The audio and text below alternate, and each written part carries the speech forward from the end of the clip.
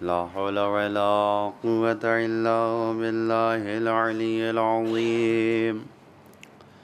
أعوذ بالله من الشيطان اللعين الرجيم. بسم الله الرحمن الرحيم. الحمد لله رب العالمين. الرحمن الرحيم مالك يوم الدين. اللهم إياك نعبد وإياك نستعين. والصلاة والسلام على مولانا ومولى الثقلين جد الحسن والحسين أبي القاسم محمد.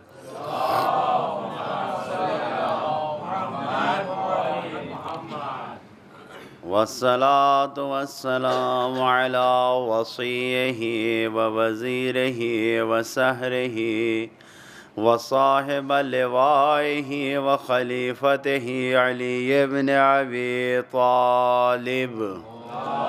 اللهم صل على محمد. والصلاة والسلام على أئمة المعصومين سيما بقية الله في الأرضين. بسم الله الرحمن الرحيم. اللهم كن لوليك الحجة ابن الحسن صلواتك عليه وعلى آبائه في هذه الساعة وفي كل ساعة وليا وحافظا وقائدا وناصرا ودليلا وعينا حتى تسكنه عندك طوعا وتمتعه فيها طويلا. اللهم صل على أما بعد فقد قال الحسين عليه السلام ولكم فيا أسوة. صلوات پڑھیں محمد وعلى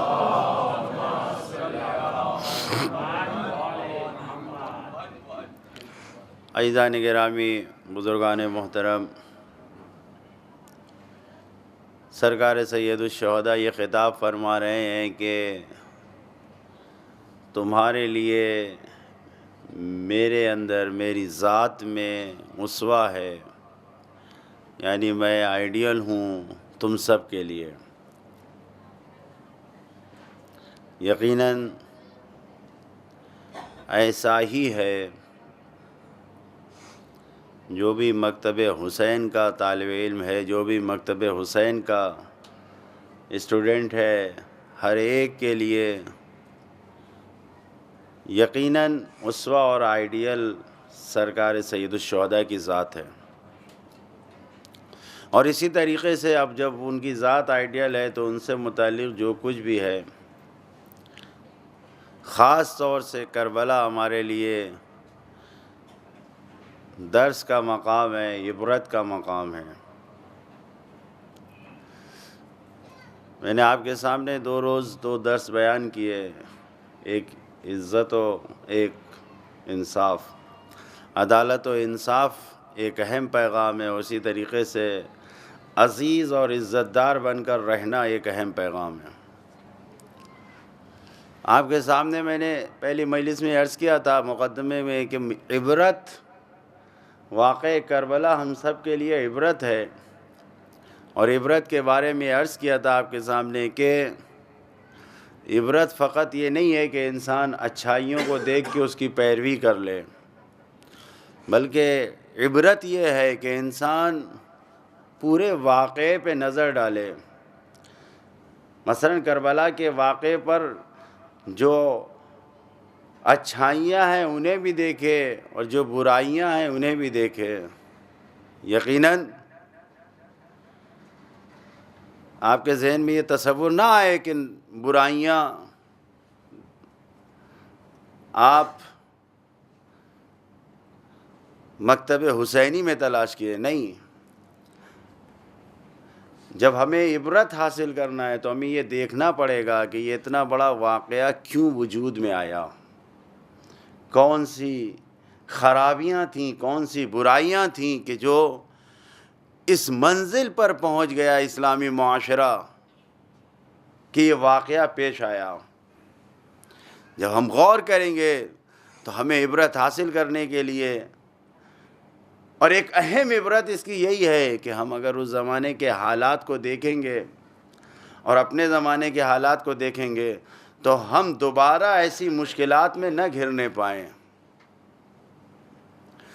اہم پیغام اور سبق یہی ہے کہ ہم کیوں دیکھنا چاہ رہے ہیں واقعہ کربلا، کہ واقعہ کربلا کیوں سامنے آیا. آپ غور فرمائیں، دیکھیں کتنا اہم سوال ہے کہ پیغمبر اسلام کے بعد 50 سال میں کتنا بڑا انقلاب آ گیا، کتنا چینج ہو گئی دنیا، اسلامی معاشرہ، اسلامی کلچر کتنا چینج ہو گیا کہ یعنی کتنا بڑا المیہ ہے کہ یزید جیسا انسان حکومت اسلامی پر فائز ہو گیا. یعنی ایک سوال ہے یا یہ نہیں ہے کہ پیغمبر اسلام نے آ کر جو دین پھیلایا تھا، اس پیغمبر اسلام کے جانے کے بعد 50 سال میں اتنی بڑی تبدیلی آ گئی کہ یزید جیسا انسان تخت خلافت پہ بیٹھ گیا. اور پھر دوسرا سوال یہیں پر پیش آتا ہے کہ مقابلے میں کوئی چارہ نہیں تھا جز اس کے کہ امام حسین علیہ السلام اپنی قربانی پیش کریں اور اپنی قربانی دے کر دین محمدی کو، اپنے نانا کے دین کو بچائیں اور اس کو ابدیت اور دوام بخشیں. سوال ہے کہ نہیں ہے؟ یعنی کیا حالات ہوئے 50 سال؟ واقعہ کربلا ایسے ہی تو نہیں سامنے آ گیا، نہیں. حالات کیا ہوئے آپ دیکھیں، یعنی کتنے بڑے المیہ اور کتنے بڑے افسوس کی بات ہے کہ 20 سال پہلے جہاں پر باپ کی حکومت رہی ہو، 20 سال کے بعد اسی شہر میں انہی کے بیٹے اور پوتے کے سروں کو نیزے پر لے کے جایا جا رہا ہے اور لوگ دیکھ رہے ہیں تماشائی بن کے. کتنی بڑی تبدیلی ہو گئی، کتنا بڑا چینج آ گیا. اور یہی نہیں، اسی شہر میں جہاں پر جب باپ کی حکومت تھی تو جس کی بیٹیوں کی آواز تک شہر والوں نے نہیں سنی تھی، اسی شہر میں بے مقنو چادر اس کی بیٹیوں کو لے جایا جا رہا ہے اور لوگ دیکھ رہے ہیں. غور کرنے کی بات ہے یا نہیں ہے؟ ہمارے سامنے یہ سوالات سامنے پیش آتے ہیں یا نہیں آتے ہیں کہ کیا تبدیلی آئی؟ واقعہ کربلا ہم سنتے چلے آ رہے ہیں، دیکھتے چلے آ رہے ہیں، پڑھتے چلے آ رہے ہیں، لیکن ان سوالوں کا جواب ہم نے کبھی تلاش کیا کہ کیا وجہ ہوئی کہ امام حسین علیہ السلام کو قربانی پیش کرنا پڑا؟ کیا وجہ ہوئی کہ یہ حالات سامنے آئے؟ کس طریقے سے؟ یقیناً جب انسان غور کرے گا تو سب سے اہم مقصد ان چیزوں میں غور کرنے کا یہ ہے کہ ہم اپنے موجودہ حالات کو دیکھتے ہوئے اس زمانے کے حالات کو دیکھیں اور اس کے بعد پھر اس سے سبق حاصل کریں کہ دوبارہ کچھ ایسا تکرار نہ ہو جائے. جن مشکلات میں اس زمانے کا معاشرہ اور سماج گرفتار ہوا تھا اسی میں ہم پھر نہ پھنس جائیں، ہم ان مصیبتوں میں گھر کر نہ رہ جائیں. ایک صلوات پڑھیں محمد و آل محمد.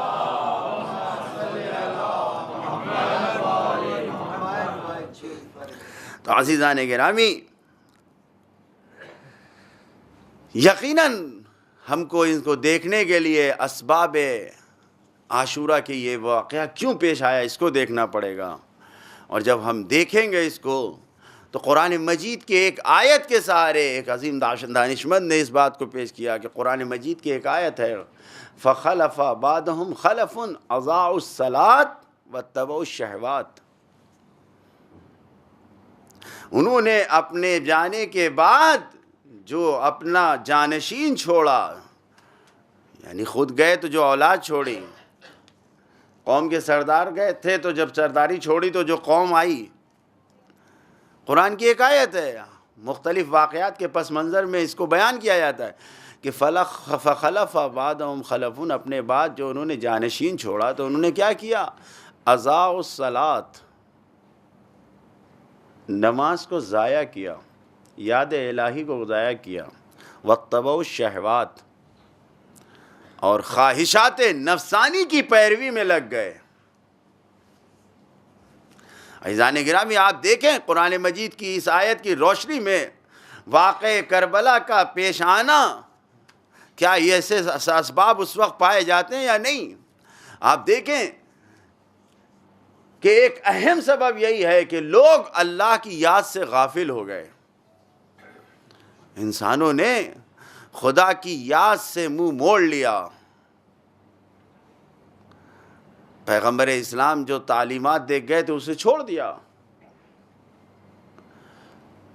نماز جو اللہ کی یاد کا بہترین مذاق ہے اس سے دور ہو گئے۔ ذکر خدا، اللہ کو یاد نہیں کرتا تو کوئی توسل، اللہ کے ذریعے اللہ کو وسیلہ نہیں بنایا جا رہا کسی چیز میں۔ مختصر یہ کہ ایک اہم سبب عاشورہ کے پیش آنے کا یہی ہے کہ لوگوں کا رابطہ خدا سے ٹوٹ گیا۔ جس بنیاد پر پیغمبر اسلام نے حکومت قائم کیا تھا وہ سلسلہ، وہ رابطہ ٹوٹ گیا۔ جب وہ رابطہ ٹوٹ گیا، لوگ خدا سے دور ہو گئے، لوگ خدا کی یاد سے غافل ہو گئے، لوگ نماز کو چھوڑنے لگے، تو اب یہ حالات پیش آئے۔ اور دوسری چیز آپ دیکھیں کہ واتبعوا الشہوات، خواہشات نفسانی کی پیروی میں لگ گئے۔ اس طریقے سے، کس طریقے سے شہوتوں کے، کہ آپ دیکھیں کہ لوگوں نے پیغمبر اسلام نے جو معاشرہ آگے بنایا تھا اس کے بعد کیا ہوا؟ سب سے اہم مقصد مسلمانوں کا کیا ہو گیا کہ مال کو جمع کرنا، اکٹھا کرنا، ہوس، مال کو اکٹھا کرنے کی ہوس، دولت کو جمع کرنے کی ہوس، اس کے علاوہ لذت و شہوت کی ہوس، دنیا کی لذتوں سے بھرپور فائدہ اٹھانا، اس کی شہوتوں اور خواہشات میں گھر کر رہ جانا، اور یہی نہیں کہ اس کو حاصل کرنا بلکہ یہی اصل مقصد زندگی بن جانا، لوگوں کی زندگی کا اصل مقصد بن جانا، اور اصلی مقصد جو تھا، جو اصل مقصد خداوند عالم نے پیش کیا، اس سے دور ہو جانا۔ آپ دیکھیں کہ مفکرین نے بیان کیا ہے کہ حسین کے قتل کے اسباب کیا تھے۔ ایسے ہی نہیں حسین قتل ہو گئے، ملک رے کی حکومت کا لالچ، جب انسان حکومت کا سامنے اس نے خواب دیکھا، ایک سبب آیا۔ خولی کیا کہتا ہے؟ خولی کہتا ہے کہ میں تو مال اکٹھا کرنے کے لیے کربلا آیا تھا۔ خولی کا جملہ یہی ہے کہ جیتو کا بغناء دہر، دنیا کے مال کو اکٹھا، زمانے کے مال کو اکٹھا کرنے کے لیے ہم آئے تھے یہاں، حکومت، مال۔ اور یہی نہیں، آپ دیکھیں جو حالات بیان کیے گئے ہیں کہ جو زمانے کے سردار اور رئیس اور بزرگ تھے، جو لوگ تھے قبیلوں کے سردار، وہ رشوتیں دینے لگے، بڑی بڑی رشوتیں دی جانے لگی۔ وَأَمَّا رُؤَسَاءُهُمْ فَقَدْ عَظَمَتْ رِشْوَتُهُمْ، جو ان کے سردار تھے، جو بزرگ تھے، انہوں نے بڑی بڑی رشوتیں دینا شروع کر دیا لوگوں کو۔ یہ ہے دنیا سے محبت، دنیا میں گھر جانا۔ واتبعوا الشہوات جو قرآن کی آیت ہے، ذاتی خبث، خباثت ذاتی، جو نجی طور پر برائیاں اور خبث پایا جاتا تھا۔ آپ شمر کو دیکھیں کیسے خبث میں مبتلا تھا، کیسا انسان تھا شمر۔ ہم منکر نہیں ہیں، جب اچھا انسان تھا تو ہم اس کو بھی بیان کرتے ہیں۔ مولا کائنات کے ساتھ اس نے جنگیں لڑی ہیں، سردار تھا مولا کائنات کا، اور ایسی جنگ کرتا تھا کہ جیسے مولا کائنات کے اپنے بچے جنگ کرتے تھے۔ کیا انقلاب آیا، کیا زمانہ بدلا کہ ایسا جان فشار جانثار انسان علی کے بچوں کے سامنے آ کے کھڑا ہو گیا۔ ذاتی طور پر اپنی ذاتیات جو اس کی تھی، اتنی بری تھی اس کی زندگی، اس میں بعد میں جو گرفتار ہوا ہے۔ یزید کو دیکھ لیں آپ، یزید کیا تھا؟ یزید خود اپنی ذاتی لذتوں میں مبتلا تھا، غرور، مستی میں، ہر وقت مستی میں رہنا، غرور، گھمنڈ میں رہنا، ہر چیز کا انکار، حقیقت کا انکار۔ ہم دیکھیں کہ کیا ماحول بنایا جاتا تھا اس زمانے میں، کربلا سے پہلے کیا ماحول بنایا گیا۔ ابن زیاد کا باپ جو تھا اس نے یزید کی بیعت نہیں کی، یعنی زیاد ابن ابی نے یزید کی بیعت نہیں کی۔ اور یہ ابن زیاد اس کا گورنر، اس کا حاکم۔ تو اب لوگوں کو دولت دے دے کے دنیا کی طرف راغب کر کر کے یزید کا طرفدار بنا رہا تھا، تاکہ اس لیے کہ جو باپ کے اوپر دھبا لگا ہے اسے مٹا دیا جائے۔ یہ ایسے حالات تھے، یعنی یہ ایک دو اہم اسباب جو آپ کے سامنے بیان کر رہے ہیں کہ، اور سب سے بڑھ کر اگر دیکھا جائے تو 60 سال میں جو تاریخ اسلامی پر توجہ نہ کرنے کا رواج پیدا ہوا کہ لوگوں نے کربلا سے پہلے جو اسلام پر حالات گزرے اس کے اوپر توجہ نہیں کیا۔ اگر کوفے کے وہی لوگ جن کے بارے میں ہر ایک کا اتفاق یہ ہے کہ جن کے دل حسین کے ساتھ تھے، جن کی تلواریں بنی امیہ کے ساتھ تھیں، اگر وہ اپنے گزشتہ 50 سال کے حالات کو دیکھے ہوتے تو اس درجے پر نہ پہنچتے۔ یہ وہ اسباب ہیں کہ جو واقع کربلا، لیکن خود واقع کربلا کے یہاں تک پہنچنے میں کیا اسباب ہیں؟ ہم دیکھیں، اگر غور کیا جائے تو انسان اس درجے تک کیوں پہنچا ہے؟ اصل سبب کیا ہے؟ کیا تبدیلیاں آئیں کہ یہ واقع کربلا رونما ہوا؟ پہچاننے کے لیے، عبرت حاصل کرنے کے لیے ہم کو دیکھنا پڑے گا۔ تو سب سے اہم چیز یہ ہے کہ اگر جس معاشرے سے خدا کی یاد چلی جائے، جو معاشرہ اللہ کی یاد سے غافل ہو جائے، وہ دنیا کی محبتوں میں الجھ جاتا ہے، پڑ جاتا ہے۔ یعنی ایک اہم پیغام جو مل رہا ہے وہ یہ مل رہا ہے ہمیں عاشورہ سے کہ اگر دنیا کی محبتوں میں الجھ کر رہ گئے اور اللہ کی یاد سے غافل ہو گئے تو پھر یہی کچھ حالات پیش آئیں گے جو حسین کے زمانے میں، جو حسین کے سامنے اور کربلا پیش آنے میں آئے۔ یہ پیغام ہے کربلا کا کہ اس کو اپنے دلوں میں ہم اتار لیں کہ اگر یاد خدا سے غافل ہو گئے، نماز کو ہلکا شمار کیا۔ ہم سے یہ کہا جاتا ہے کہ اگر نماز چھوٹ بھی جائے تو کوئی بات نہیں، باقاعدہ، اس لیے کہ نماز کی قضا ہے، مجلس کی قضا نہیں ہے۔ یہ سب شیطانی دھوکے بازیاں ہیں، یہ سب شیطانی دھوکے بازیاں ہیں، یہ مغالطہ ہے۔ یعنی بات کو ایسے گھما پھرا کر پیش کرنا، اور یہی نہیں تو ممبروں سے پڑھا جاتا ہے کہ اگر سنت نمازیں اور مستحب نمازیں چھوٹ جائیں تو چھوٹ جائیں، لیکن حسین پہ مجلس میں شرکت نہ چھوڑو۔ کیا ربط ہے، کیا ربط ہے نماز اور عزاداری کے مقابلے سے؟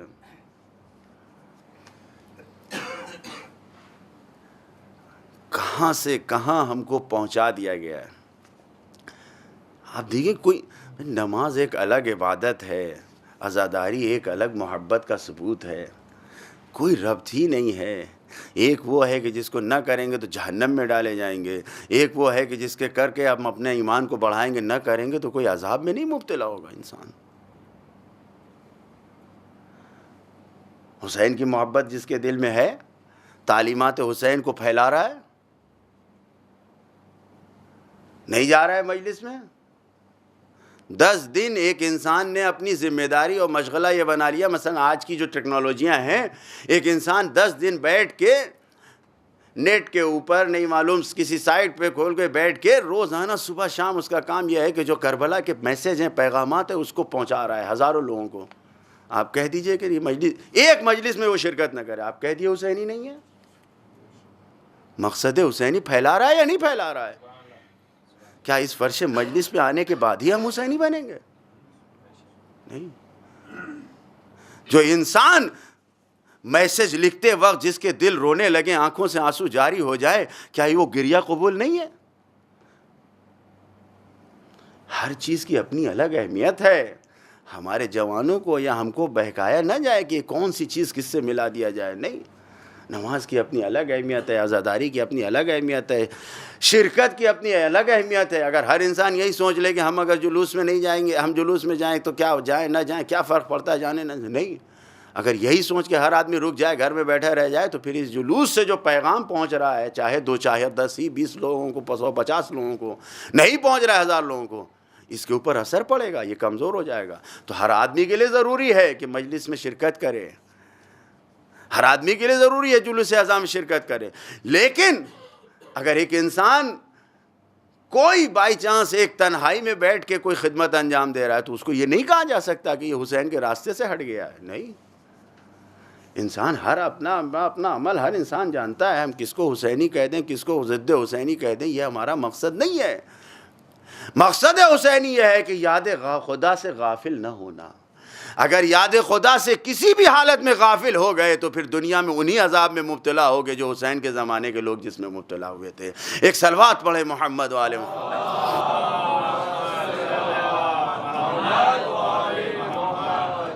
عزیزان گرامی, کربلا کے پیغام کو ہم دیکھیں, یہ حالات کیوں پیش میں آئے.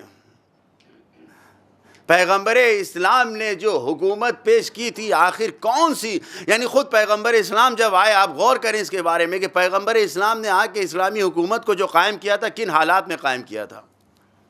خود پیغمبر کے زمانے کے حالات کیا تھے. آپ عقیدے کے اعتبار سے دیکھیے تو جو اس زمانے کے لوگ تھے ان کے ہاں عقیدت پائی نہیں جاتی تھی, اس لیے کہ بت پرست تھے, بتوں کی پوجا کیا کرتے تھے. پیغمبر اسلام جو الہی نمائندہ تھے, جو خدائے واحد کی تبلیغ کرنے آئے تھے, ایسے معاشرے اور سماج میں آئے تھے کہ جہاں پر توحید کا تصور نہیں پایا جاتا تھا, رسالت اور نبوت کو کوئی جانتا ہی نہیں تھا, قیامت سے تو کسی کی آشنا ہی نہیں تھی کہ قیامت پر بھی کسی کا عقیدہ رہا ہو. ایسے حالات میں پیغمبر اسلام نے آ کے کہا کہ اللہ ایک ہے, کہو نجات ملے گی. حالات دیکھیں آپ, اور آپ دیکھیں گے افتخارات کس بات پہ کی جاتی تھی. عرب کی غیرت پہ فخر ہوتا تھا, شجاعت پہ فخر ہوتا تھا. لیکن کبھی غور کیا کہ یہ عرب کی غیرت و شجاعت کہاں صرف ہوتی تھی؟ جنگیں لڑنے میں. کیا ملک آزاد کرانے کے لیے جنگیں لڑتے تھے؟ نہیں. قوم کی جنگیں ہوتی تھیں, قبیلے کی جنگیں ہوتی تھیں, خاندان کی جنگیں ہوتی تھیں. آمنے سامنے رہنے والے دو قبیلے 40 سال تک لڑ رہے ہیں. کس بات پر؟ ایک اونٹ پر, ایک گھوڑے پر. آپ دیکھیں کیسا کلچر تھا, کیا ماحول تھا, جہاں پر سب افتخار کرتے تھے کہ ہم فلاں قبیلے سے ہیں, جن کا مشغلہ یہ تھا کہ دنیا کی دولت میں ڈوبے ہوئے تھے, جن کی سنت اور سیرت یہ تھی کہ جن کے ہاں صرف لڑکا اور مرد اور بچے اور جوان کی اہمیت تھی, عورت کی کوئی اہمیت ہی نہیں تھی. عورت ایک بازاری سامان کی حیثیت رکھتی تھی, لڑکیوں کی کوئی حیثیت نہیں تھی. لڑکیوں کو جتنے زیادہ لڑکیوں کو زندہ دفن کر دیا جائے وہ اتنا سب سے بڑا افتخار سمجھا جاتا تھا. ایک انسان مسلمان ہوا, پیغمبر اسلام کی خدمت میں آیا کہ یا رسول اللہ کیا میری بخشش ہو جائے گی؟ پوچھا کون سا گناہ کیا تو نے؟ کہا میں نے اپنی 11 زندہ لڑکیوں کو دفن کیا.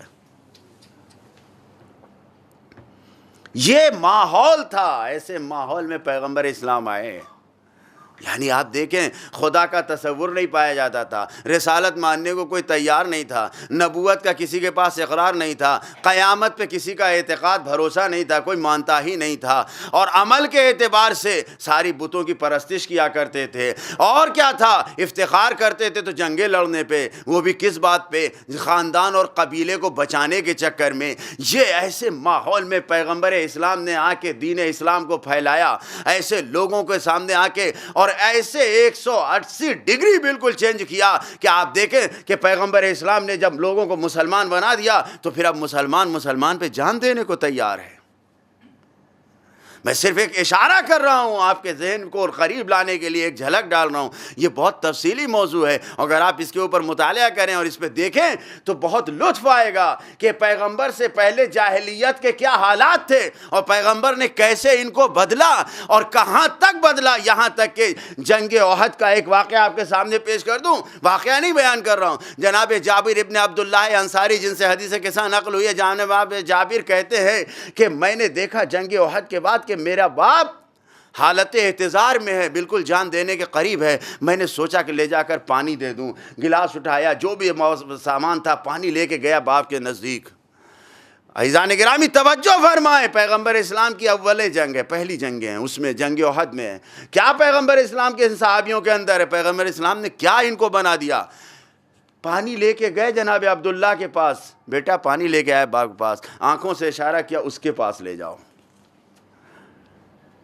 کیونکہ ان کو یہ احساس تھا کہ اس کو بھی پانی کی ضرورت ہے. جلدی سے باپ کے اشارے پہ اطاعت کیا, دوسرے کے پاس گئے, اس نے اشارہ تیسرے کو کیا, اس نے چوتھے کو کیا, یہاں تک کہ 10ویں انسان تک جو اغل بغل میں پڑے ہوئے تھے. ایسا نہیں ہے کہ جیسے یہ مصلی بچھا ہوا ہے لائن سے سب پڑے ہوئے, نہیں, کوئی یہاں پہ, کوئی وہاں پہ, کوئی وہاں پہ, اشارے سے بھیج رہے ہیں. جناب جابر کا بیان ہے کہ جب میں 10ویں انسان کے پاس پہنچا تو میں نے دیکھا کہ اس نے جان دے دیا میرے سامنے. میں فوراً پلٹا کہ 9ویں انسان کو پانی پلا دوں. وہاں پہنچا تو میرے سامنے جان دیا. اور جیسے جیسے میں پلٹا کہ یہاں تک کہ میں اپنے والد کے پاس جب پہنچا تو میرے والد بھی جان دے چکے تھے. آپ دیکھیں یہ کیا پیغام ہے. یعنی ایک مسلمان جو اپنے جو حالت یہ تھی کہ جو دور جاہلیت میں زندہ مگرمچھ پکڑ کے کھایا کرتے تھے, اور اگر کوئی ان کے باقی بچے ہوئے حصے کو لے لیتا تھا تو انسان کو 20 سے آدھا کر دیتے تھے. جن کا کلچر یہ تھا کہ جو جنگلی مگرمچھ کو پکڑ کے کھایا کرتے تھے, جن کا کلچر یہ تھا کہ اونٹ اور گھوڑے کے لیے 40 سال تک لڑا کرتے تھے, جو اپنی بیٹیوں کو زندہ دفن کر کے افتخار کرتے تھے, ان کو مسلمانوں کو کہاں پہنچا دیا پیغمبر اسلام نے کہ جب جان جا رہی ہے اپنی جان دینے کو تیار ہے کہ تھوڑا سا پانی بغل والے کو پلا دو, مسلمان ساتھی کو پلا دو, مسلمان جانثار کو پلا دو. یہ جنگ حد کی درداد ہے. یہ عام مسلمان نہیں, یہ وہ لوگ تھے کہ جن کا کلچر آپ نے ذرا سا جھلکیوں میں دیکھا. یہ ایسے لوگ تھے جن کو پیغمبر اسلام نے بدل کے انسانیت کی اس معراج پر پہنچا دیا تھا کہ جہاں پر اپنی جان کو جان نہیں سمجھ رہے تھے, اپنی جان کو مسلمانوں پہ قربان کر رہے تھے. ایک صلوات پڑھے محمد و آل محمد. یہ معاشرہ تھا, پیغمبر اسلام نے اس معاشرے کو تبدیل کیا اور پھر لوگوں کو یہاں پر لے آئے. لیکن کتنے دن تک پیغمبر اسلام تھے؟ پیغمبر اسلام کتنے دن تک تھے؟ ابھی پختگی کے راستے پر نہیں پہنچایا تھا. انتظام کر کے گئے تھے لیکن اس کے انتظام پر عمل نہیں ہوا. پیغمبر اسلام نے جو انتظام کیا تھا اس میں عمل نہیں ہوا. کیا ہوا آپ دیکھیں کہ کس طریقے سے پیغمبر اسلام کی تعلیمات کے خلاف عمل ہوا. ایسی جگہوں پر دنیا کا کوئی بھی انقلاب اگر مذہب کی بنیاد پر آتا ہے, دنیا کی بنیاد پر نہیں, دنیا کی بنیاد پر بھی جو انقلاب آتے ہیں پلٹ جاتے ہیں, مقصد سے دور ہو جاتے ہیں. خود اپنے ملک کا دیکھ لیجئے, جو نعرے دیے تھے مہاتما گاندھی نے, کتنے نعرے باقی رہ گئے ہیں. اور نتیجہ یہ ہے کہ پھر زنجیری کی جو غلامی کی زنجیر تھی, جو پہلے لوگوں کے ہاتھوں اور پیروں میں سامنے تھی, وہ اب ختم ہو چکی ہے. اب لوگوں کے ذہنوں پر وہ زنجیر پڑ چکی ہے. تو ایسے ہیں دنیا کے انقلاب. مذہبی انقلاب میں کیا ہوتا ہے؟ مذہبی انقلاب میں یہی ہوتا ہے کہ جب اصل وارث و بانی جاتا ہے تو لوگ پھر اسی دور کی طرف پلٹ آتے ہیں. یہ سب سے بڑا خطرہ ہوتا ہے. پیغمبر اسلام نے یہاں تک پہنچا دیا تھا لوگوں کو کہ اپنی جان کو جان نہیں سمجھ رہے تھے. لیکن سب سے بڑا خطرہ یہی تھا کہ جاہلیت کی طرف پلٹ جائیں گے, اور ایسا ہی کیا گیا. ایسا ہی کیا گیا کہ جس خطرے کو پیغمبر اسلام سمجھ رہے تھے کہ جب کہا کہ لاؤ قلم دوات لکھ دیں تاکہ قیامت تک تم کامیاب رہو, نہیں لکھنے دیا گیا. نہیں لکھنے دیا گیا. پیغمبر سمجھ رہے تھے, یہ خطرہ محسوس کر رہے تھے, ہر اعتبار سے انتظام کیا, حتیٰ اپنے جانشین کو مقرر کر دیا. لیکن دنیا نے کیا کیا؟ پیغمبر اسلام نے جو سب سے بڑی تعلیم دی تھی وہ کیا تھی؟ وہ آپسی برادری کی تعلیم تھی. مسلمانوں کو ایک دوسرے کا بھائی بنایا تھا. ایمان, تقوی, اللہ کی راہ میں جہاد کرنا, یہ پیغمبر اسلام کی تعلیمات تھی. بھائی بھائی کا بھید بھاؤ ختم کر دیا تھا, قبیلہ ختم کر دیا تھا, خاندان ختم کر دیا تھا, ایک دوسرے سے رشتہ داریاں جوڑ دیا تھا, غلامی اور آقائی کو ختم کر دیا تھا. یہ پیغمبر اسلام نے کیا تھا. اور جیسے ہی ابھی پیغمبر کا جنازہ رکھا ہوا ہے, ابھی جنازہ دفن نہیں ہوا ہے, پلٹنے کا آغاز دور جاہلیت کی طرف ہوا. سب سے پہلا آغاز کہاں سے ہوا؟ سب کے سامنے تاریخ ہے. ثقیفہ میں, بنی ساعدہ میں جمع ہو کے سب سے پہلے پلٹ ہوئی, اور وہیں سے پھر یہ انقلاب پلٹنے لگا, لوگ پلٹنے لگے. عزیزان گرامی, میں اس سے زیادہ اس پر تفصیل نہیں ڈالوں گا, لیکن خود مولا کائنات نے اس کو تفصیل کے ساتھ بیان کیا ہے, اور ایسا بیان کیا ہے کہ اگر آپ اس خطبے کو غور سے دیکھیں اور پڑھیں تو ایسا لگتا ہے کہ یہ حالات ہمہ وقت پیش آ سکتے ہیں. ہر انسان جو بھی سنے یہ اسی سے خطاب ہے. مولا کائنات خطبہ نمبر 129 میں ارشاد فرماتے ہیں کہ وَقَدْ أَصْبَحْتُمْ فِي زَمَنٍ لَا يَزْدَادُ الْخَيْرُ فِيهِ إِلَّا إِدْبَارًا. تم جس زمانے میں زندگی گزار رہے ہو یہ زمانہ ایسا ہو گیا ہے کہ تم اس میں اچھائیوں کو دیکھ ہی نہیں رہے ہو, بھلائیوں کو دیکھ ہی نہیں رہے ہو, مگر یہ کہ وہ منہ موڑ کر جا رہی ہیں. ذرا غور فرمائیے گا, کیا یہ پیغام ہمارے لیے بھی ہے؟ مولا کائنات اس زمانے کے حالات کو بیان کر رہے ہیں. عجب نہیں کہ شاید یہ ہمارے زمانے کے بھی حالات ہو سکتے ہیں. اور عبرت یہی ہے کہ انسان گزشتہ حالات کو دیکھ کے اپنے زمانے میں اس حالات کو پیش نہ آنے دے. واقعہ کربلا ہمارے لیے عبرت اسی لیے ہے کہ جو اس زمانے میں حالات تھے وہ ہم دوبارہ ان حالات میں گھر کر نہ رہ جائیں. مولا فرما رہے ہیں کہ تم ایسے زمانے میں زندگی گزار رہے ہو کہ جہاں پر خیر اور بھلائی, نیکیاں اور اچھائیاں کوئی سامنے نہیں, سب منہ موڑ کر چلی جا رہی ہیں, سب تمہیں پیٹھ دکھا رہی ہیں. اور اس کے بعد فرمایا وَلَا الشَّرَّ فِيهِ إِلَّا إِقْبَالًا, اور جتنی برائیاں ہیں وہ کوئی دور نہیں ہے بلکہ سب اپنے سامنے آ کے کھڑی ہیں, سب اپنا چہرہ لے کر سامنے آ کے کھڑی ہو گئی ہیں. ایسے زمانے میں تم زندگی گزار رہے ہو. اور پھر فرمایا وَلَا الشَّيْطَانُ فِي هَلَاكِ النَّاسِ إِلَّا طَمْعًا, اور شیطان بھی بیکار نہیں بیٹھا ہے. شیطان کیا کر رہا ہے؟ شیطان سب کو ہلاکت کی طرف لے جانے کے لیے سوچ رہا ہے کہ بہترین غذا اسے مل رہی ہے, اس کی طمع, اس کی لالچ, اس کا کھانا یہی ہے کہ آج تمام لوگوں کو اس غلط راستے پہ لے جاؤ. پیغمبر نے آ کے اس کے تمام مشن کو فیل کر دیا تھا, لوگوں کو سیدھے راستے پر لگا دیا تھا. پیغمبر نے آ کے سب کو حق کی باتیں بتا دیا تھا, خدا کی عبادت کی طرف لگا دیا تھا. شیطان بیکار ہو گیا تھا لیکن شیطان پھر مشغول ہو گیا. تم نے ایسا اپنے آپ کو بدل لیا ہے. مولا فرما رہے ہیں کہ شیطان تم کو لگا ہوا ہے ہلاکت اور نابودی کی طرف لے جانے کے لیے. اور پھر مولا نے ارشاد فرمایا نہیں فہذا اوان قویت عدتو, یہ اس کے ساز و سامان ہیں, یہ اس کے وسائل ہیں, یعنی یہ جو اس کی چیزیں ہیں, جو آلہ ہے جس کے ذریعے سے وہ بہت مضبوط ہو رہا ہے. یعنی شیطان جن چیزوں سے, شیطان جس جال سے انسانوں کو ہلاکت کی طرف لے جا رہا ہے, تم ایسے زمانے میں زندگی گزار رہے ہو کہ تمہیں اسی کی طرف جانے کے لیے کوئی مشکل نہیں ہے. شیطان خود بخود تمہارے لیے آسانیاں فراہم کر رہا ہے. اور اس کے بعد فرمایا وَعَمَّتْ مَكِيدَتُهُ, اس کا قید, اس کا فریب بالکل عام ہو گیا ہے. ہر انسان کے اوپر اس کا جال چل رہا ہے, اس کا وار چل رہا ہے. اور پھر فرمایا وَأَمْكَنَتْ فَرِيسَتُهُ, اور یہی نہیں, اس نے اپنے شکاروں کو اپنے قبضے میں کر لیا ہے. جتنے شکار ہیں اس کے سب اس کے قبضے میں آ چکے ہیں, کوئی چھوٹ کر جا نہیں سکتا.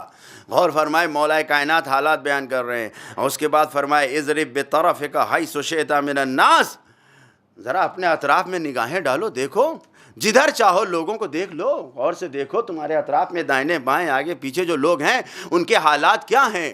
مولا فرما رہے ہیں ذرا غور سے دیکھو. مولا کے کلمات پہ غور کیجئے گا. مولا ہم سب سے فرما رہے ہیں ذرا اپنے اطراف میں نگاہیں ڈالو, کیا حال ہے ہمارے اس سماج کا. مولا فرما رہے ہیں فَهَلْ تُبْصِرُ إِلَّا فَقِيرًا يُكَابِدُ فَقْرًا, کیا تم کچھ اور دیکھ رہے ہو سوائے اس کے کہ جو فقیر ہے وہ اپنے فقر میں اور ڈوبتا چلا جا رہا ہے. جو انسان فقیر ہے, نادار ہے, وہ اور زیادہ اس کا ہاتھ خالی ہوتا جا رہا ہے, وہ اور زیادہ فقیری میں مبتلا ہوتا جا رہا ہے, فقیر فقیری میں زیادہ بڑھتا جا رہا ہے. کیا اس کے علاوہ کچھ ہے؟ اور اس کے بعد پھر فرمایا دیکھو ذرا غور کرو, او غنیاً بدل نعمت اللہ کفرا, اور جو مالدار ہیں سوائے اس کے تم پاؤ گے کہ جنہوں نے اللہ کی نعمت کو ناشکری اور ناکفری میں بدل دیا ہے. جو اللہ کی نعمتوں کو اکٹھا کیے جا رہے ہیں لیکن اپنے آپ کوئی شکر کی طرف نہیں جا رہے ہیں. اللہ کی نعمتوں کو تو اکٹھا کر لیا, جمع کر لیا, لیکن اللہ کی نعمتوں سے کوئی فائدہ نہیں. اللہ کی نعمت پہ شکر کر رہے ہیں. ان کو یہ احساس ہی نہیں ہے کہ اگر شکر کریں گے تو اور نعمت بڑھے گی. نہیں, وہ تو صرف اللہ کی نعمت کی ناشکری کر رہے ہیں. اور اس کے بعد کہا ذرا دیکھو اپنے اطراف میں لوگوں کو, اور بخیلاً اتخذ البخیل بحق اللہ وقرا, اگر کسی کنجوس کو دیکھو, یعنی جو کنجوس پائے جا رہے ہیں ان کنجوسوں کو دیکھو کہ وہ اللہ کے حق کو اس کنجوسی میں انتہا تک پہنچائے ہوئے ہیں. منزل کہاں تک پہنچ گئی ہے. فقیر فقیری میں ڈوبا جا رہا ہے, مالدار ناکفری کی طرف چلا جا رہا ہے, کنجوس اپنے حق کو اللہ کا حق بنا رہا ہے, اسی کنجوسی میں ڈوبا جا رہا ہے. پھر فرمایا مولا نے او متمردن کان باذنہ عن سمع المواعظ وقرا, یا تم سرکشوں کو دیکھو جو راستے سے بھٹک جا رہے ہیں, جو جوان بہک جا رہے ہیں, وہ غور سے سنیں کہ ان کے کان پر ایسا پردہ پڑا ہوا ہے کہ وہ واعظ و نصیحت اچھی باتوں کو سننے ہی کے لیے نہیں تیار ہیں. آج ہمارے سماج میں, ہمارے معاشرے میں بھی ایک گروہ تیار ہوا ہے کہ جس کا کام ہی یہی ہے کہ جوانوں کو بہکاتے رہو, خود کچھ نہ سنو, دوسروں کو بہکاتے رہو.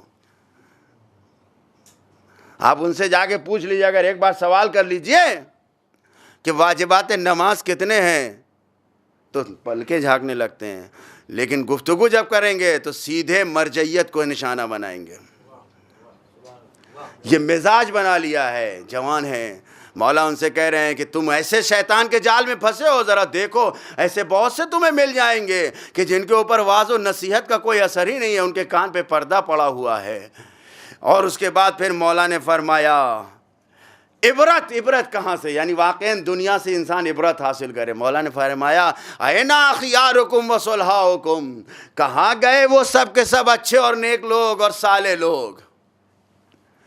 پیغمبر کے زمانے کے بعد کے حالات کو مولا بیان کر رہے ہیں. کب بیان کیا؟ اپنے دور حکومت میں. 25 سال کا دور گزر چکا ہے, 25 سال کا عرصہ گزر چکا ہے. مولا کہہ رہے ہیں تم کہاں ہو, دیکھو اپنے آپ کو. ہم اپنے زمانے میں بھی دیکھ لیں, اینا صلحاؤکم, اینا خیارکم, کہاں گئے یہ اچھے لوگ, یہ نیک لوگ. اینا احرارکم و سمحاؤکم, کہاں گئے کریم النفس لوگ, کہاں گئے شرافت پسند لوگ, بزرگ لوگ, کہاں چلے گئے سب. وَعِنَ الْمُتَوَرِّعُونَ فِي مَقَاسِبِهِمْ, ارے وہ لوگ کہاں گئے کہ جو اپنی تجارتوں میں ورع و تقوی کے ساتھ کام لیتے تھے. آپ سب میں کتنے بڑے بڑے بزنس مین بیٹھے ہیں, کتنا حلال و حرام پر توجہ کرتے ہیں. ہم غور کرنا چاہیے. مولا کہہ رہے ہیں وہ سب کہاں گئے جو حلال و حرام پہ خیال کرتے تھے. اسی ممبئی کا ایک واقعہ بتاؤ. ایک جوان مجھ سے مسئلہ پوچھا, اس نے کہا مولانا صاحب بتائیے, ایک کارخانہ لگایا لیکن اس میں جو مشین لگائی اس کی صفائی میں کچھ نجاست ہو جاتی ہے. اس سے زیادہ میں نہیں کہہ سکتا کہ جو انجینئر آتا ہے. بہرحال تو میں ڈائریکٹ مرجع وقت کے پاس معلوم کیا فتوے کو. کہا نہیں, تم نے کارخانہ لگایا ہے لوگوں کے لیے, لوگوں میں تم نجس بھیجو گے. 5-6 لاکھ روپے کی مشین, صرف ایک حکم کی بنیاد پر کارخانہ بند کر دیا. یہ کولڈ ڈرنک وغیرہ کی مشین تھی, بند کر دیا پورا کارخانہ. اسی بمبئی کا واقعہ, اور زیادہ نہیں, 2 سال کا عرصہ بھی نہیں گزرا ابھی. بند کر دیا پورا کارخانہ, کئی لاکھ روپے کا نقصان ہو گیا. میں نے پوچھا تمہیں نقصان ہوا ہوگا؟ کہا مولانا صاحب ہوا نقصان, لیکن کیا حرام کرتے؟ عین المتورعون, کہاں گئے وہ باورا اور با تقوی لوگ کہ جو فی مقاصبہم, جو تقوی اور رعایت کرتے تھے اپنی تجارتوں میں. ہم تو یہ سوچتے ہیں کہ بزنس ملنا چاہیے, چاہے حلال ہو چاہے حرام ہو, ہر ایک کے ساتھ جسے جیسا چاہے بولے. نہیں, ایسے با تقوی انسان آج بھی موجود ہیں. مشکل نہیں ہے یہ کام کہ ہم اپنی تجارتوں میں حلال و حرام کا خیال کریں اور برکت زیادہ سے زیادہ اکٹھا کر لیں. ایک صلوات پڑھیں محمد وآل محمد.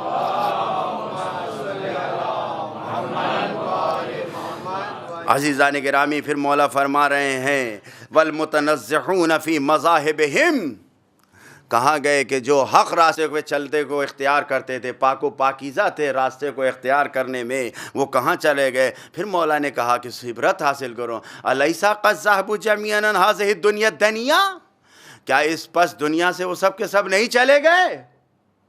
کون باقی رہ گیا؟ کیا یہ سب کے سب اس دنیا سے چلے نہیں گئے پس؟ کیوں؟ کیا ان کی قدریں, جو ان کی ویلو تھی, یہ سب حقیر نہیں ہو گئیں, چھوٹی نہیں گنی جانے لگیں؟ کیا ان کا ذکر لوگوں کے دلوں سے, زبانوں سے چلا نہیں گیا؟ اور پھر اس کے بعد کہا وَهَلْ خُلِقْتُمْ إِلَّا فِي حُصَالَةٍ لَا تَلْتَقِي إِلَّا بِذَمِّهِمْ الشَّفَتَانِ, کیا تم ایسے لوگوں کے درمیان نہیں باقی رہ گئے کہ جو بری باتیں اور بری چیزیں ہیں صرف ویسے لوگوں کے سامنے باقی نہیں رہ گئے کہ جن کا تذکرہ ہوتا ہی نہیں مگر یہ کہ جب لب ملتے ہیں، ہونٹ ملتے ہیں کچھ کہنے کے لیے تو سوائے ان کی مذمت اور برائی کے؟ کیا تم ایسے لوگوں کے درمیان باقی نہیں رہ گئے؟ پھر مولا نے فرمایا عجیب منزل ہے، انا للہ و انا الیہ راجعون، کلمہ استرجاع جاری کیا مولا نے، اور پھر فرمایا ظہر الفساد، دنیا میں فساد پھیل گیا، فلا یغیر منکرن فلا منکر مغیرن، کوئی اس کو بدلنے والا نہیں ہے، فساد چاروں طرف پھیلا ہوا ہے اور کوئی اس کو بدلنے والا نہیں ہے، ولا زاجرن مزدجرا، اور نہ کوئی اس کو روکنے والا ہے کہ جو اس کو روک سکے۔ اور پھر مولا نے فرمایا عجیب منزل ہے، ذرا اس حالات کو دیکھیں اور اپنے زمانے کے حالات کو دیکھیں کہ کہیں ہم سے ہی تو مولا یہ نہیں کہہ رہے ہیں افبہذا تریدون ان تجاوروا اللہ، کیا تم ایسے اعمال اور ایسے حالات کے ساتھ چاہتے ہو کہ اللہ کی قربت حاصل کرو، جوار الہی میں جگہ حاصل کرو، اللہ کے نزدیک ہونا چاہتے ہو تم ایسے حالات میں، ان نیتوں کے ساتھ، ان عمل کے ساتھ، اس کردار کے ساتھ تم خدا سے نزدیک ہونا چاہتے ہو؟ مولا کہہ رہے ہیں کہ نہیں، تم اس کے ساتھ فی دار قدس سے ہی، یعنی اس کی مقدس بارگاہ میں، اس کے مقدس گھر میں تم ان اعمال کے ساتھ جانا چاہتے ہو، وَتَكُونُ أَعَزَّ أَوْلِيَاءِ عِندَهُ، اور اس کے نزدیک ترین و عزیز ترین بندگان خدا میں سے جو اس کے دوست ہیں ان کے قریب ہونا چاہتے ہو تم ان چیزوں کے ساتھ، ان اعمال کے ساتھ؟ ہیہات، افسوس افسوس، ہرگز ایسا نہیں کر سکتے۔ لا یخدع اللہ عن جنت، کوئی جنت کے بارے میں اللہ کو دھوکہ نہیں دے سکتا، اللہ کو دھوکہ تو کوئی نہیں دے سکتا۔ یہ تو کفاروں کا مزاج ہے کہ اپنے آپ کو دھوکہ دیتے ہیں اور کہتے ہیں ہم نے اللہ کو دھوکہ دے دیا۔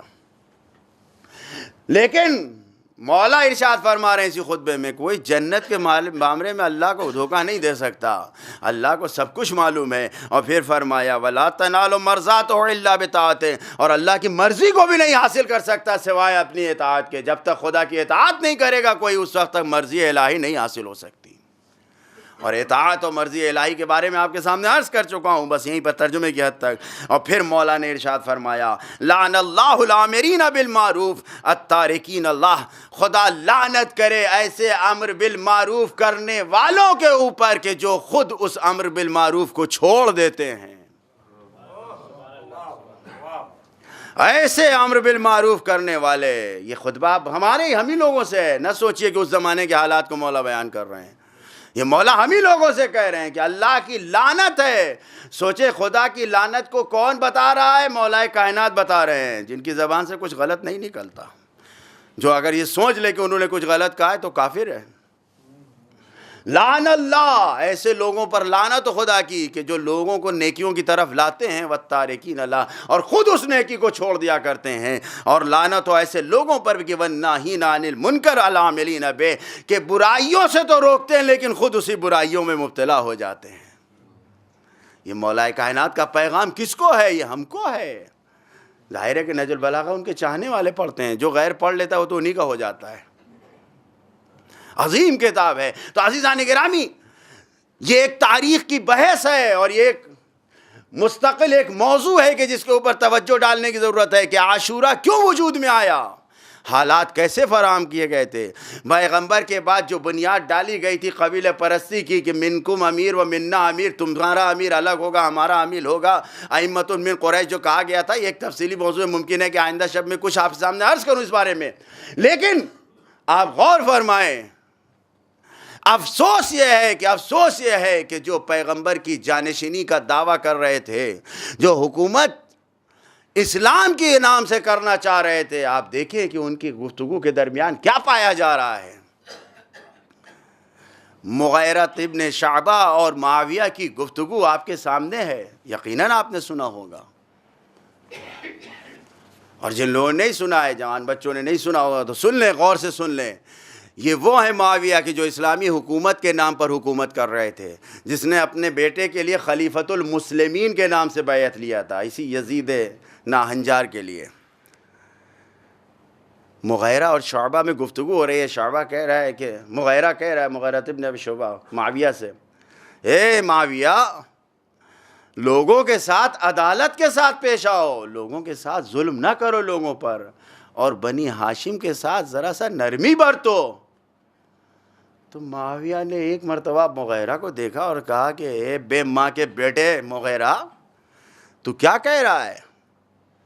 یہ گفتگو ہے جس کو مروج الذہب میں مسعودی نے خود نقل کیا ہے، ہماری کتاب نہیں ہے، مسعودی نقل کر رہا ہے۔ کیا گفتگو ہو رہی ہے، معتبر گفتگو ہے، تاریخی اعتبار سے ثابت گفتگو ہے، جھوٹی گفتگو نہیں ہے۔ تو اس نے کہا تم کیا چاہتے ہو، ہم بنی ہاشم کو چھوٹ دے دیں؟ تم کیا چاہتے ہو؟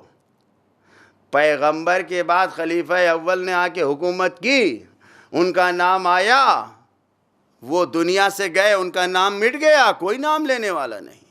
خلیفہ دوم نے آ کے حکومت کی، چلے گئے، نام مٹ گیا۔ خلیفہ سوم نے آ کے تو اتنی سخاوت مندانہ حکومت کی، کوئی خاندان کا کوئی فرد نہیں بچا کہ جس کو مالدار نہ بنایا ہو، اتنی بڑی حکومت، ان کا نام مٹ گیا۔ تم کیا کہہ رہے ہو؟ محمد کو گزرے ہوئے اتنا عرصہ گزر گیا، لیکن آج بھی جب اذانیں ہو رہی ہیں، کیا اب اس سے زیادہ چاہتے ہو کہ محمد کا 5 وقت مؤذن اذان لے رہا ہے، نمازوں میں نام لے رہا ہے؟ آج بھی جب بھی اذان ہوتی ہے تو ہر مؤذن یہی کہتا ہے اشہد ان محمد الرسول اللہ۔ ایک صلوات پڑھیں محمد والے۔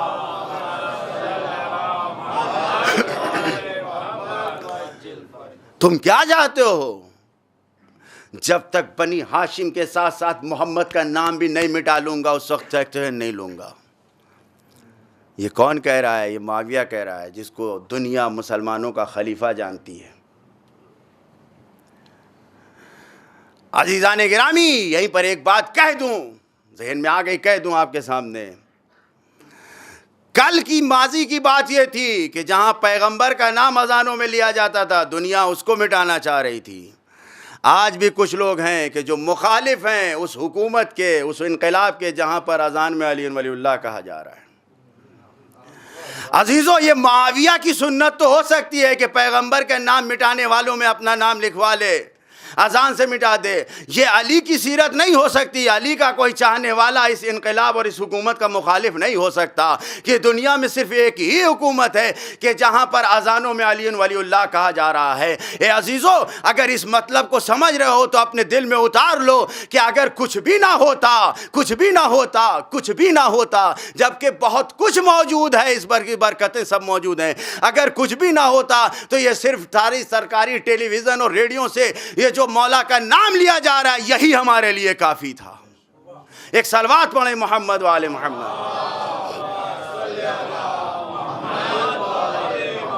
یقیناً ہم میں کوئی ایسا نہیں ہے، لیکن جو لوگ اس حکومت کے مخالف ہیں، جو لوگ اس کا انکار کر رہے ہیں، اس انقلاب کے ضد کرتے ہیں، جو اس انقلاب کے مخالف ہیں، وہ غور سے سن لیں کہ وہ علی کی سیرت پہ تو نہیں عمل کر رہے ہیں، معاویہ کی سیرت پہ یقیناً عمل کر رہے ہیں۔ اس لیے کہ اس نے کہا ہے کہ میں جب تک نام نہیں مٹا لوں گا اذانوں سے، اور یہ اپنی خواہش کو لے کے جہنم واصل ہو گیا وہ اور چلا گیا، لیکن آج بھی گلدستہ اذانوں سے محمد کا نام باقی ہے اور قیامت تک باقی رہے گا۔ ایک صلوات پڑھیں محمد والے۔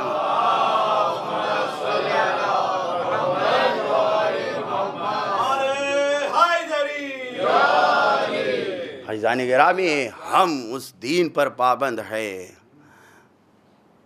کہ جو حسین نے پھیلایا ہے، مکتب حسینی، جس دین کے بقا میں حسین نے اپنے ساتھ ساتھ اپنے گھر والوں کو بھی قربان کیا۔ اس دین میں فقط اہل بیت کا خون نہیں بہا ہے، اس دین کو سینچنے میں فقط اہل بیت کا خون نہیں، بلکہ اہل بیت کے چاہنے والوں، اہل بیت کے گھر والوں کا بھی خون بہا ہے۔ جہاں قریبی عزیزوں اور رشتہ داروں کا خون بہا ہے، وہیں علی کے بیٹے عباس کا بھی خون بہا ہے، عباس کا بھی خون بہا ہے۔ عزیزو، آپ مولا کائنات کی زندگی پر نگاہ ڈالیں، ایسا امام کہ جس نے کبھی زندگی میں کوئی تمنا نہیں کی۔ آپ تاریخ کے ورق ورق پر ڈھونڈ ڈالیے، کہیں پر نہیں ملے گا کہ علی نے کوئی تمنا کی ہو کسی سے، لیکن تمنا ایک کی ایسی کہ جس کو خدا نے پورا کیا. بھیا عقیل ایسے خاندان کی زوجہ چاہیے کہ جو کربلا میں حسین کے لیے اپنے اولاد کو دے سکے. دعا قبول ہو گئی, تمنا قبول ہو گئی, دعا قبول ہو گئی, تمنا قبول ہو گئی. اور وہ وقت بھی آیا کہ سن 40 ہجری میں مولا نے ہر ایک کو حسن کو حوالے کیا, سب کو حوالے کر دیا. اور پھر اس کے بعد جب پورے گھر والوں کے حوالے کر چکے تھے, کہا جاؤ دروازہ بند کر دو اور مجھے تنہا رہنے دو. لیکن ایک گوشے میں دیکھا سب چلے گئے, ام البنین کھڑی ہوئی. جناب ام البنین کو کھڑا دیکھا, مولا نے کہا کہ کیا بات ہے؟ تو صرف آواز دیا, آقا میرے والی و وارث, کیا میرے بیٹے سے کوئی خطا ہو گئی ہے؟ ارے خطا کیسی باتیں کر رہی ہو؟ کہا آپ نے سب کا ہاتھ تو دے دیا حسن کے ہاتھ میں, لیکن میرے بیٹے کو حسن کے حوالے نہ کیا. مولا نے کہا بلاؤ. ایک طرف حسین کو بلایا, ایک طرف سے عباس کو بلایا. داہنے حسین کھڑے ہیں, بائیں عباس کھڑے ہیں, سامنے پیروں کے سامنے جناب ام البنین کھڑی ہوئی ہیں. داہنے بائیں سے دونوں کا ہاتھ پکڑا, علی لیٹے ہوئے زخمی تلوار ضربت کھائے ہوئے, اور حسین اور عباس کے ہاتھوں کو ملایا. اور اس کے بعد جب عباس کو سینے سے لگایا تو ایک وصیت کیا, اے بیٹا سنو, ایک وصیت تمہیں کر رہا ہوں, اس کو غور سے سنو اور اس کو کبھی بھولنا نہیں. ہاں عزادارو, عباس نے وصیت کو سن لیا, عباس نے وصیت کو سن لیا, اور عباس امام سے رخصت ہوئے. لو عزادارو, کربلا آ گئی. اور جب کربلا میں آئے تو حسین جب کربلا میں میدان میں گھر گئے, وہ منزل بھی آئی کہ جناب عباس ساتھ ساتھ ہیں. شب عاشور اگر حسین طلایہ کر رہے ہیں, خیموں کو دیکھ رہے ہیں, تو عباس بھی ساتھ ساتھ ہیں.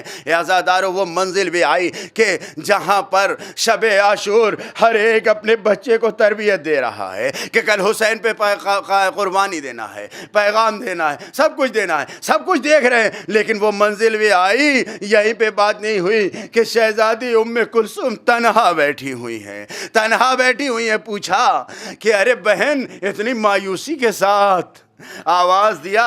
ارے ہر خیمے سے ایک ہی آواز آ رہی ہے کہ کل بھیا پر قربانی دینا ہے, کل حسین پہ قربانی دینا ہے, کل چچا پہ قربانی دینا ہے, کل ماموں پہ قربانی دینا ہے. لیکن میرا تو کوئی نہیں کہ میں جسے پیش کر سکوں. اے عزادارو, جناب ام البنین جناب ام کلثوم نے جیسے یہ کہا, جناب عباس گھٹنا توڑا اور نازانو جھکا کر بیٹھ گئے. اے بہن کیسی باتیں کرتے ہو, کل تمہاری طرف سے تمہارا بھائی تمہاری طرف سے قربان ہوگا. لو عزادارو, وہ وقت آ گیا کہ ہر ایک قربانی کو پیش کر رہا ہے, ہر ایک قربانی کو پیش کر رہا ہے. لیکن عباس دیکھ رہے ہیں, کئی بار حسین کے پاس آئے, آقا اجازت دیجئے, آقا اجازت دیجئے. ارے اب نہیں رہا جاتا. آواز دیا, اے عباس, ارے تمہیں کیسے اجازت دے دوں, تم تو میرے لشکر کے سردار ہو. آواز دیا, ارے یہ لشکر کہاں رہا, ارے اجازت دیجئے. عزادارو, صبح عاشورہ سے عباس کوئی اطمینان سے نہیں بیٹھا تھا. عباس گھوڑے کے اوپر سوار تھا. مقتل لکھتے ہیں کہ عباس گھوڑے کے اوپر گھومتا رہتا تھا, گھوما کر رہا تھا, خیموں کو حفاظت میں چاروں طرف سے حفاظتیں کر رہا تھا کہ جب لشکر آتے تھے عباس تلوار کے ساتھ آگے بڑھتا تھا, لشکر پیچھے جاتے تھے. یہ صبح سے دوپہر تک کا وقت آ گیا, عباس اپنی اسی ذمہ داری میں لگے ہوئے تھے. عباس اپنے گھوڑے پر گھوم رہے ہیں, ٹہل رہے ہیں, حفاظت کر رہے ہیں. کتنی ڈھارس ہے. اے عزادارو, اگر چند منٹ اضافہ ہو جائے تو معاف کرنا, عباس کا دم ہے, اور اس مزہ خانے میں مجھے عباس کا بس آج ہی تذکرہ کرنا ہے. اے عزادارو, عجیب منزل ہے, عجیب منزل ہے. جناب زہیر نزدیک آئے اور آنے کے بعد کہا, اے عباس, اے عباس, ذرا سنو, میری بات کو سنو. میں تمہیں تمہارے بابا کی ایک بات یاد دلانا چاہتا ہوں. مقتل لکھتا ہے کہ جناب عباس نے کہا, اے زہیر, جو کہنا ہے جلدی سے کہہ دو میں گھوڑے سے اتروں گا نہیں، اس وقت اس کے مجال، اس وقت نہیں ہے کہ میں تمہاری باتوں کو گھوڑے سے اتر کے سنوں۔ جیسے ہی یہ کہا سنو سنو، میں تمہیں بابا کو تمہیں یاد دلا جانا چاہتا ہوں کہ تمہیں کس دن کے لیے علی نے طلب کیا تھا، تمہیں کس دن کے لیے طلب کیا تھا۔ جیسے ہی یہ کہا تو عباس نے ایک انگڑائی لی، جو انگڑائی لی تو سارے تسمے ٹوٹ گئے، اور اس کے بعد ایک جملہ کہا اتشجعونی یا زہیر، ارے زہیر تم مجھے شجاعت دلا رہے ہو، تم مجھے بہادری دکھلا رہے ہو۔ جیسے ہی یہ کہا جناب زہیر نے کہا کہ تم مجھے شجاعت دلا رہے ہو، جناب عباس نے گھوڑے کو ہیڑ لگائی اور اس کے بعد مقتل کی طرف گئے، اور اتنی تیزی سے مقتل کی طرف گئے کہ جو بھی آیا قتل کرتے ہوئے قاتلوں کو مارد اس زمانے کا ایک نامی پہلوان، بہت بڑا پہلوان تھا، اس نے عباس کے اوپر غفلت کے عالم میں حملہ کرنا چاہا۔ عباس نے اس کے نیزے کو پکڑا، اسی نیزے سے اس کو وہیں زمین پر مار گرایا۔ چاروں طرف سے ایک حملے میں عباس تقریباً 100 سے زیادہ لوگوں کو مار کر آئے، اور اس کے بعد کہا اے زہیر لرائتو کا شیئن ما قد رائت قطو، ایسا جوہر دکھاؤں گا تمہیں کہ تم نے کبھی نہ دیکھا ہوگا۔ جیسے ہی یہ کہا کہ تم نے کبھی نہ دیکھا ہوگا، میں آج تمہیں وہ دکھاؤں گا۔ کیا تم نے دیکھا زہیر؟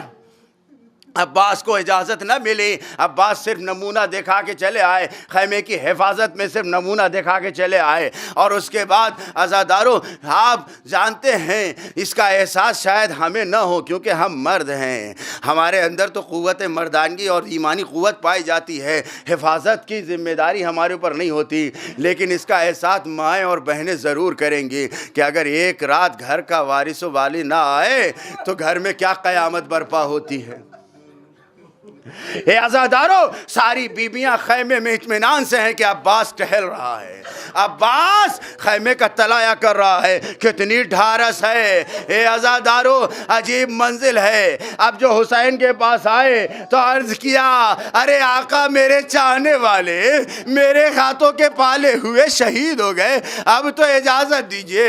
ادھر حسین نے آواز سنی، خیمے سے آواز بلند ہوئی العطش العطش، ارے ہائے پیاس ہائے پیاس۔ حسین نے کہا اے عباس یہ آوازیں سن رہے ہو؟ ہاں سن رہا ہوں، آوازیں سن رہا ہوں۔ کہا میں تمہیں جنگ کی اجازت تو نہیں دیتا، ہاں اگر جانا چاہتے ہو تو جاؤ، ان بچوں کے لیے پانی کی سبیل کر دو۔ اے عزادارو، مقتل لکھتے ہیں کہ عباس نے حسین سے اجازت لیا، عباس نے حسین سے اجازت لیا، عباس آگے بڑھے اور اس خیمے کے نزدیک گئے کہ جہاں پر مشقیں رکھی ہوئی تھی۔ اے عزادارو، آج 7 تاریخ گزر گئی۔ کربلا کا اہم واقعہ یہ ہے کہ 7 تاریخ سے دشمنوں نے پانی بند جو کیا تھا وہ ختم ہو چکا، اب حسین کے خیمے میں پانی بالکل نہیں ہے۔ اے عزادارو، اب جو عباس گئے مشکوں والے خیمے کے نزدیک پہنچے تو کیا دیکھا؟ ارے حسین کے بچے سوکھی مشکوں کو اپنے سینے سے لگائے ہوئے ہیں، ارے جو زمین نم تھی اس کے اوپر اوندھے منہ لیٹے ہوئے ہیں۔ آواز دیا اے سکینہ، ارے ذرا اپنی مشق کو تو لے آؤ۔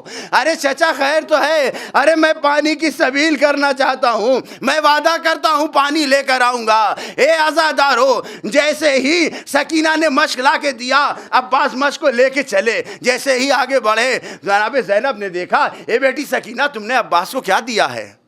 اے بیٹا کیا دیا ہے؟ کہا پھوپھی اماں چچا نے پانی کا وعدہ کیا، ہم نے مشق لے جا کے دیا ہے۔ کہا ارے ذرا بلاؤ تو عباس کو آواز دو۔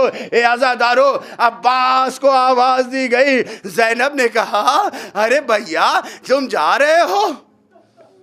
ارے جا رہے ہو اور رخصت بھی نہ کیا، رخصت بھی نہ لیا۔